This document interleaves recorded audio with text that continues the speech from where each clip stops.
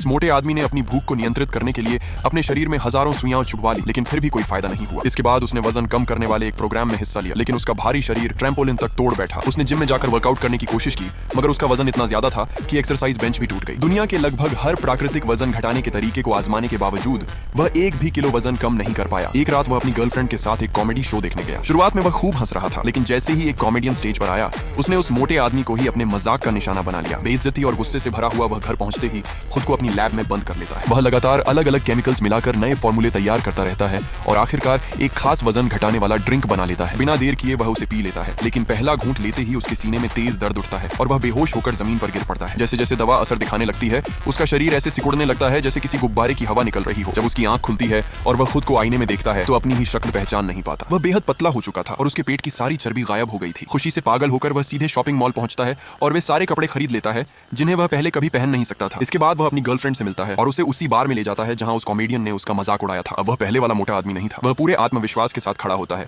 Comedian को करारा जवाब देता है और अपनी बेइज्जती का बदला ले लेता है। लेकिन तभी जैसे ही वह एक महिला को छूता है, उसके होंठ अचानक गुब्बारे की तरह फूलने लगते हैं। उसे एहसास हो जाता है कि कुछ बहुत गलत हो रहा है। घबराकर वह बाहर भागता है। उसका दोस्त उसे सांत्वना देने के लिए पीछे आता है, लेकिन उसके असामान्य रूप से सूजे हुए होंठ देखकर खुद भी दंग रह जाता है। कुछ ही देर बाद उसकी जांघें भी फूलने लगती हैं और धीरे धीरे उसका पूरा शरीर फिर से पहले जैसा मोटा हो जाता है। इसी दौरान उसकी कार बेकाबू होकर सड़क के बीचों बीच दौड़ने लगती है। आखिरकार उसे पता चलता है कि उसके फॉर्मूले का असर केवल कुछ समय के लिए ही रहता है। ये जानकर उसका दिल टूट जाता है, लेकिन उसके अंदर की एक आवाज उसे हार न मानने के लिए प्रेरित करती है। वह एक बार फिर अपनी लैब में लौटता है, दोबारा पतला बनता है और एक बड़ी पार्टी में पहुंच जाता है। स्टेज पर चढ़कर वह सबके सामने अपनी असली पहचान बताता है। जैसे जैसे दवा का असर खत्म होने लगता है, उसकी चाल